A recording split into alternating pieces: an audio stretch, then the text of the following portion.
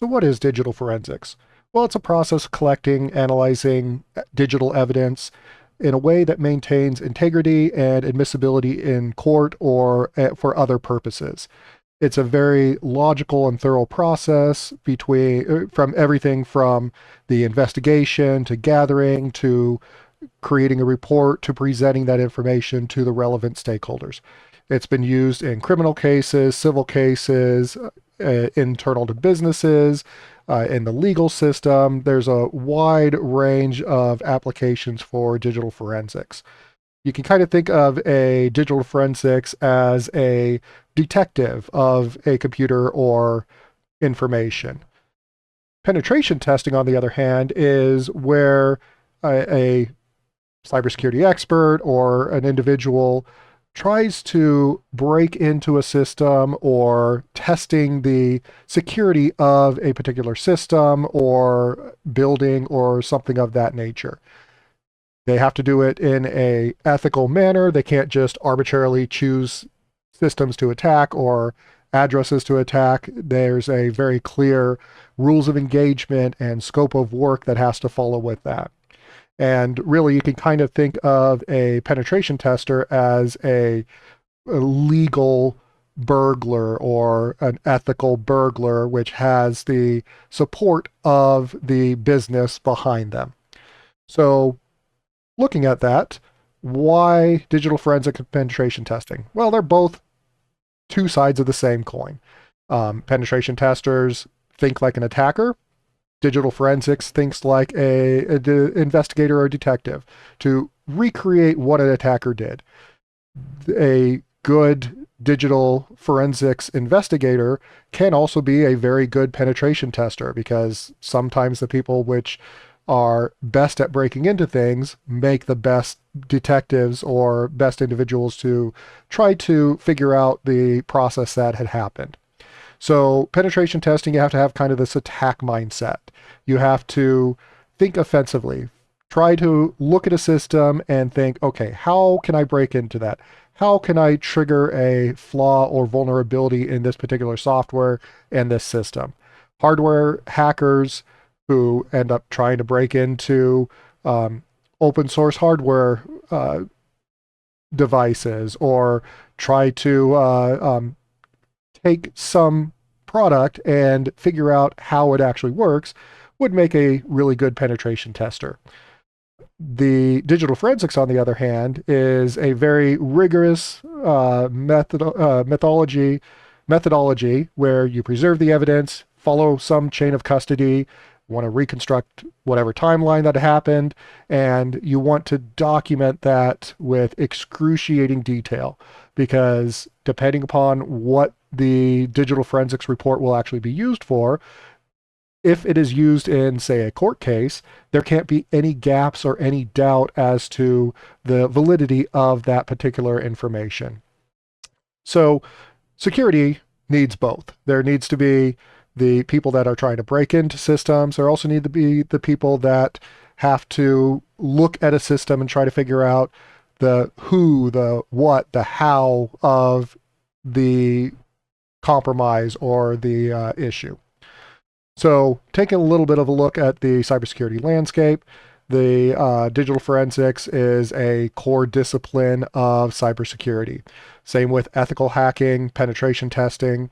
There is threat intelligence and modeling, where those realms are using the MITRE ATT&CK framework to look at something that has happened and try to model the behavior and predict whatever is going to happen. There's network security, which is packet analysis, firewall rules, intrusion detection system and intrusion prevention systems, protocol behavior, and of that nature. There's also deep packet inspection, which is part of all of this. You can't do forensics or penetration testing without understanding networking, TCP/IP, and all of the relevant protocols for that. One of the other foundational pieces of cybersecurity is cryptography. There's going to be a lot of times where you're looking at some packet capture and the data is encrypted, or you're looking at a hard drive and the drive itself has been encrypted with AES or BitLocker. And so penetration testers will try to attack weak crypto schemes. So SSH, for instance, has a couple of weaker cryptographic schemes which may still be enabled on some systems. And that could be a vector to break into a particular system. Some of the supporting disciplines for both digital forensics and penetration testing is security auditing and compliance, where investigators have to understand regulatory frameworks such as HIPAA, PCI DSS, or any of the other relevant frameworks, and there's always new ones out there, it seems like. And penetration testers, they operate under compliance mandates, which means that they have to not exceed their scope of what they're accessing.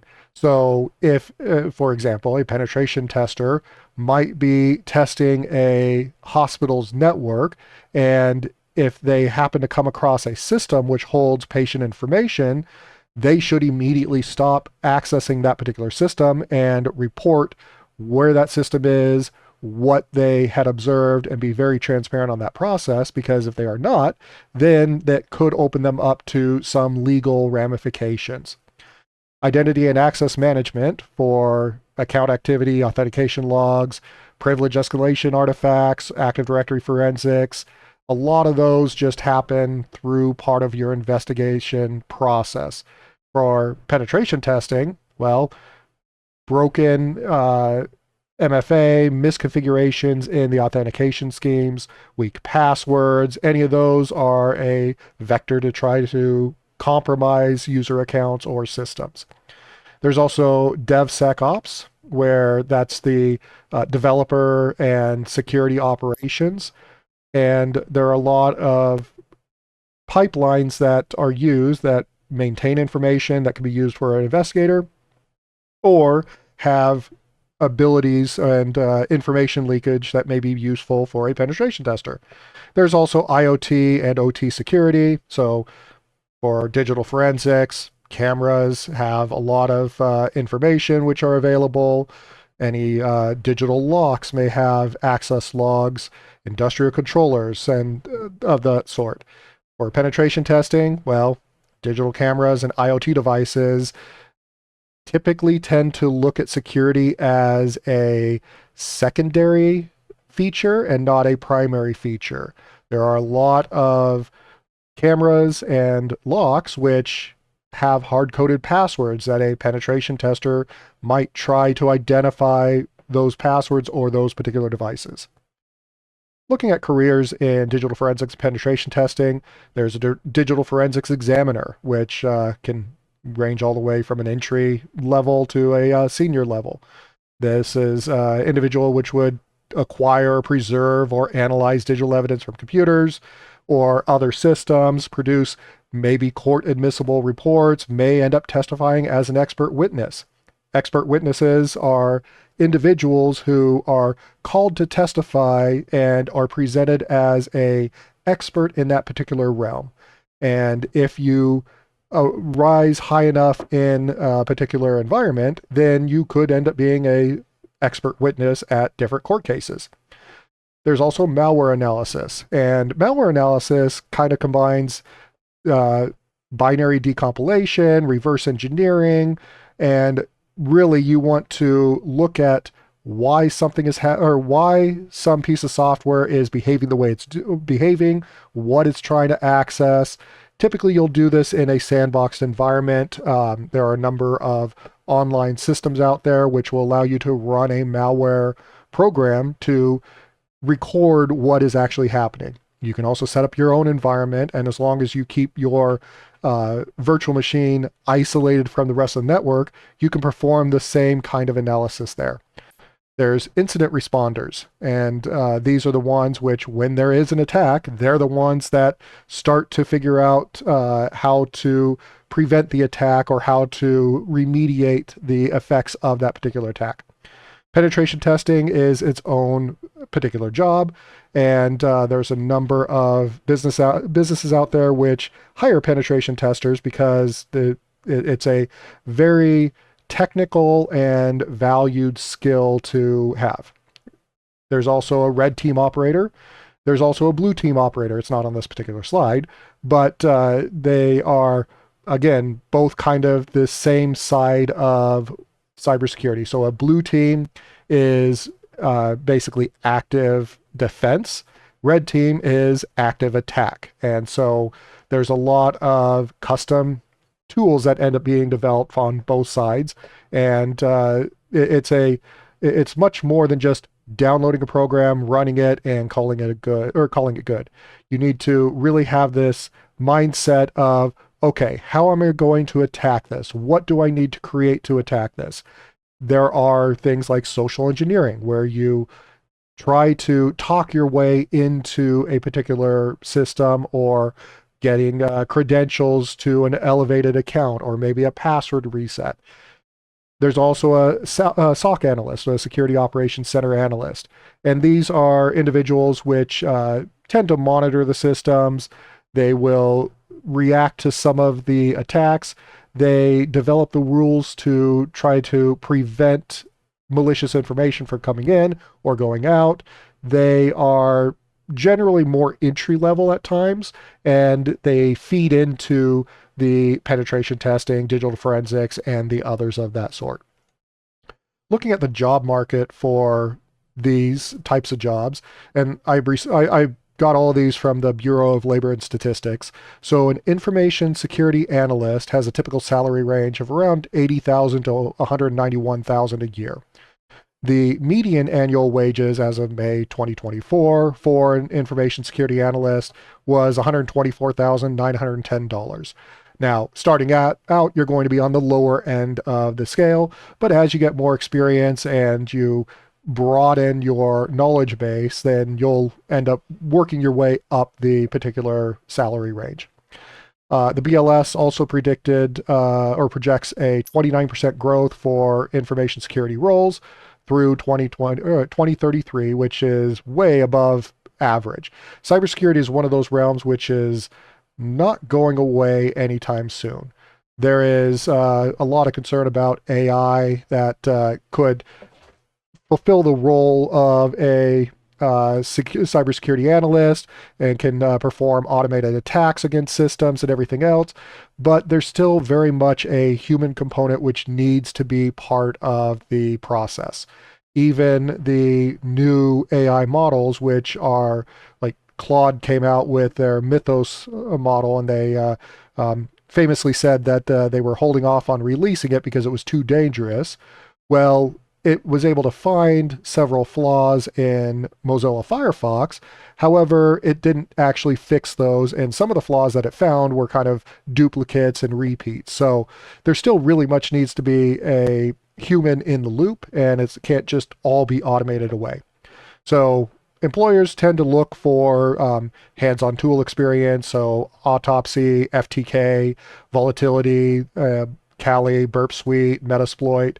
There are a lot of tools out there, and throughout the next several weeks, we will explore many of them.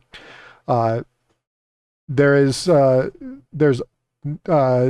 actual experience is going to trump just reading about it and learning about that. So what you want to do is you want to participate in capture the flag challenges. There are websites like Hack the Box and Try Hack Me, which always have other challenges and other things that you can do to try to utilize your knowledge and grow your overall knowledge in a sandboxed environment. There's also another one called Cyber Defenders, which is really good for some of the blue teaming. LabWorks, building personal projects, just running your own lab at home. We'll have a number of labs throughout the weeks, which will have you take, like, for instance, a drive image and doing a bunch of analysis on that particular drive. We'll also have some attacks where, or some labs where you'll have a system and you'll have to exploit specific things. It'll be a system which is known to be vulnerable to specific vulnerabilities, and so you'll have to go through and exploit those and document exactly what you did for all of this. Writing is really, really important because you'll end up having to write reports and you'll have to present these to the relevant stakeholders, maybe C-level executives at a business, or maybe a jury in a courtroom. You need to have a solid understanding of networking, operating systems, scripting. Python is really, really good for a lot of these things. Bash and PowerShell for the scripting is really good. And ultimately, getting some certifications is never going to be a bad idea. And we'll talk a little bit more about some of the certifications in a bit, but there are a number of certifications which are generic in nature for cybersecurity, and then there are some which are specifically tailored for the digital forensics and penetration testing. There are a number of foundational securities. One of those is CompTIA's Security Plus, which is a very popular certification for cybersecurity. It's seen as kind of an entry-level certification, covers a lot of generalized threats, a lot of network security, a lot of compliance, and this would be the certification that would tend to get your foot in the door first. There's also OSCP, which is the Offensive Security Certified Professional that has a hands-on exam where you exploit real machines. Tied into that, there's a CompTIA Pen Test Plus, which is also another hands-on practical type of exam. It's a little bit more management-oriented than OSCP, but it's very valuable, and both of them would be great certifications to have.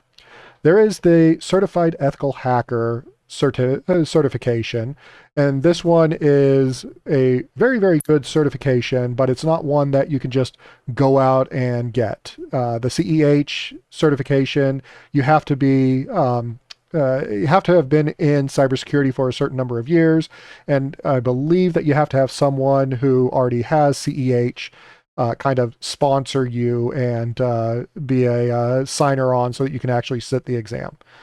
For the forensics, there's the GCFE, GCFA for Windows or advanced memory forensics. There's also the CompTIA PSI-SA Plus for threat detection, behavioral analytics, SIEM, and vulnerability management, and so forth.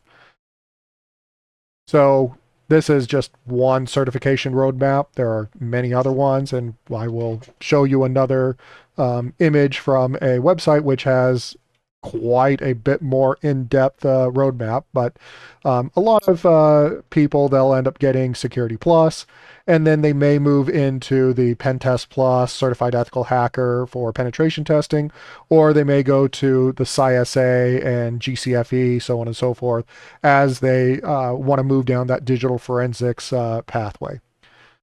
So how do you get started? Well, we're going to build a forensics lab, and we're going to install a number of tools on there, and we'll use those throughout the semester. There are some websites, Digital Corpora, CFREDS will have challenge disk images, and you can practice everything from imaging, hash verification, and so forth. You can join different capture the flag competitions, practice evidence handling for all the forensic side. For the pen test side, well, you can also set up a penetration testing lab, which we'll do this through Kali Linux. We'll run Metasploit on there. Nmap is a very popular network mapping tool, and there will be a number of other tools that we'll end up using throughout the coming weeks. Most of you should probably know Python by now, and if not, well, learn Python. Python's a great, easy language, and it's very, very powerful. There are also a number of community locations that keep posting updated information, and you are highly encouraged to follow what some different news places have and keep up to date on current events, especially when it comes to cybersecurity. So, key takeaways from this: 2 disciplines, 1 mindset. Both forensics investigators and penetration testers have to think about how things fail. One documents it after the fact, the other one finds it before the attackers do. And both are really, really valuable for cybersecurity. The cybersecurity landscape is very broad. There's a lot more than just doing reports or just securing accounts or changing passwords and that sort of stuff. A lot of certifications which will help validate whatever competency you have. And then hands-on practice is always good for this. So now let's go ahead and take a look at some of the maps of cybersecurity and what everything looks like. So I grabbed this from LinkedIn. This was created by Henry Jiang. And this maps out the cybersecurity domains. And you'll see that there's everything from security operation, incident response, blue team, investigations are down here on the left. Over on the right over here, there's enterprise risk management. There's application security. It ties into API security, source code scanning. Up at the top, you have security architecturing. And that's everything from the identity and access management, security engineering, cryptography, cloud security. Down at the lower right here, we have governance, and this is creating policies and regulations for businesses or in the political realm, working with the legislature. There's also industry-specific certification. So PCI is industry-specific. HIPAA is managed by the government, but it is industry-specific because it only applies for healthcare. There's also this threat intelligence. There is user education down here. There are frameworks and standards right above the security domain. So this is just kind of a generalized view of where the security landscape lies. And then this right here is the security certification roadmap. And this was created by Paul Jeremy, which is a really good last name. And you can look through this to kind of decide where you want to be. And you'll see that some certifications kind of cross multiple realms. So the the ISACA Certified in Risk and Information Systems Control is security and risk management, as well as security assessment and testing. For asset security, we have a number of these certifications down here. Security architecture and engineering is going to be a pretty big realm, which has quite a bit. Over here, we have our forensics kind of path, and we have our penetration particular path. And so when you start out, you're looking at the beginner certifications down in this area. And as you get further along, there are other certifications here. Some of them are quite pricey. So the Security Plus exam is currently $404 for the exam. Some of the higher ones, so the Certified Information Systems Security Professional is $749. The GIAC Reverse Engineering Malware is almost $1,000. The GIAC Security Expert is $7,500 for 10 exams. That's got to be a really difficult and long exam process. But I would really just recommend that you start looking through some of these, start getting a idea for where you want to go, what you want to learn, and start looking at some of the certifications which kind of help fit that particular realm. So thank you for listening to this, and I will be back to talk about digital forensics more.